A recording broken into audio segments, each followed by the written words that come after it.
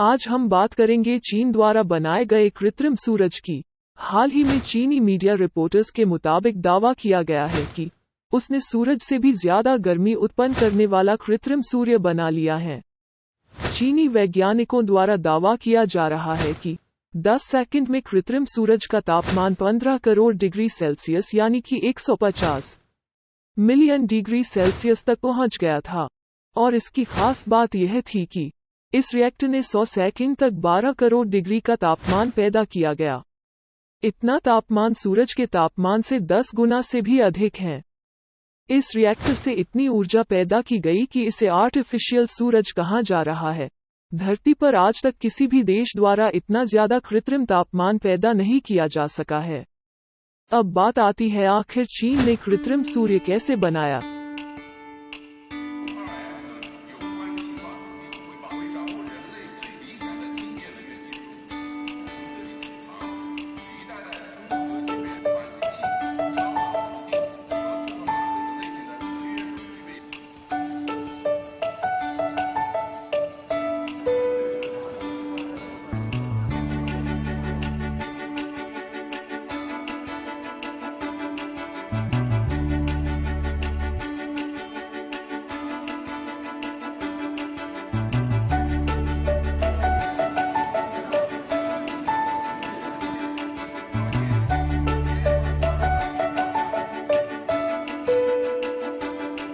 चीन इस प्रोजेक्ट पर सन 2006 से काम कर रहा था।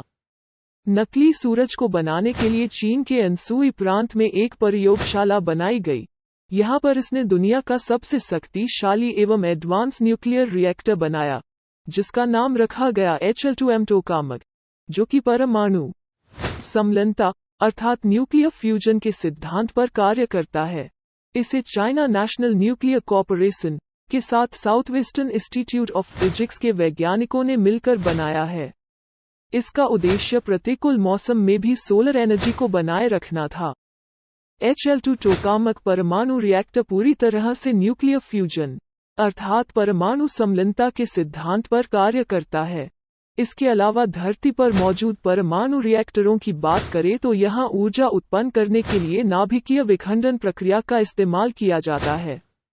यह तब होता है जब गर्मी परमाणुओं को विभाजित करके उत्पन्न होती है।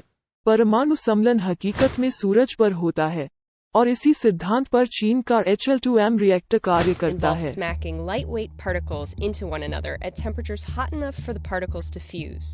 That produces a new element plus energy. इतिहास की बात करें तो विश्व में सबसे पहले सूरज और तारों में होने वाली नाभिकीय सम्मिलन प्रक्रिया को महान वैज्ञानिक सर मार्क ओलिफेंट ने सन 1932 में पृथ्वी पर पहली बार दोहराने में सफलता प्राप्त की थी। मार्क ओलिफेंट ने हीलियम 3 और ट्रिटियम के संबंध में नाभिक की खोज की।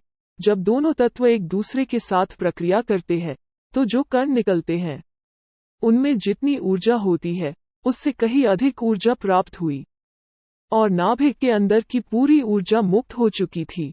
मार्क ओलिफेंट ने पाया कि यह परमाणु सम्मिलन का ही परिणाम था।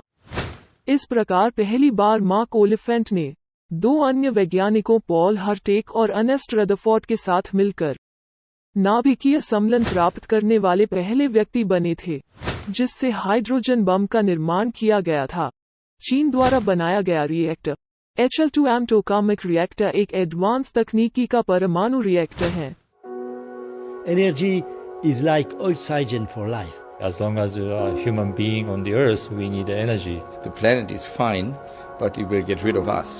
And so we need innovation. We have the potential and the capabilities to have cleaner sources of energy and more diverse sources of energy as well. One of the ways we think is the best way to do it is to actually replicate what happens on the sun. The principle is quite simple. When you have 2 atoms of hydrogen, if you make them collide, okay, they will fuse. When doing so, they liberate a huge amount of energy. The energy we will then use to actually produce electricity. It sounds simple because stars have been burning on fusion for billions of years. It's the fundamental energy of the universe. But we need to control it on Earth. Here we are, it's ITER. ITER is a large international program in order to demonstrate the feasibility of fusion technologies. Probably one of the biggest scientific and technological challenges that human race had to face. In the sun, the pressure is very high, To get that same kind of collision of nuclei, we need really high temperatures. 150 million degrees in ITER. It's quite hot. Probably going to be the hottest point in the universe right here in Cadarache. You can't really make the same scale of the sun on Earth. We have to use a special device called a tokamak, which is basically like a donor. So we are now constructing the whole platform and then starting to construct the machine itself before we can actually use it. Tokamak reactor की शुरुआत सबसे पहले 1950 के दशक में Soviet भौतिक वैज्ञानिक Igor time और आंद्रेई सर्वारोव द्वारा की गई थी। सन 1958 में पहले टोकामक पर काम शुरू किया गया और इससे यह जाना गया कि प्लाज्मा के संतुलन के लिए चुंबकीय क्षेत्र रेखाओं की आवश्यकता होती है। रूसी वैज्ञानिक लेव आत्सिमोचिव को टोकामक परमाणु रिएक्टर के पिता के रूप में जाना जाता है। आत्मोचिव ने परमाणु सम्मेलन और प्लाज्मा भौतिक के क्षेत्र में बहुत काम किया था। उनके मार्गदर्शन में पहली बार थर्मोन्यूक्लियर फ्यूजन रिएक्शन तैयार किया गया था। चीन ने भी इसी प्रकार का परमाणु रिएक्टर बनाया HL2M। इसमें ईंधन के रूप में हाइड्रोजन के साथ ड्यूटेरियम और ट्रिटियम का प्रयोग किया जाता है, जिससे हीलियम का निर्माण होता है।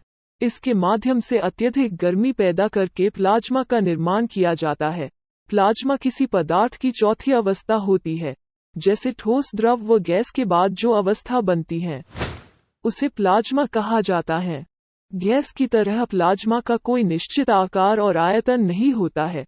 प्लाज्मा के संतुलन के लिए चुंबकीय क्षेत्र की आवश्यकता होती है, जैसे ही इसमें मैग्नेटिक फील्ड का संचारण किया जाता है।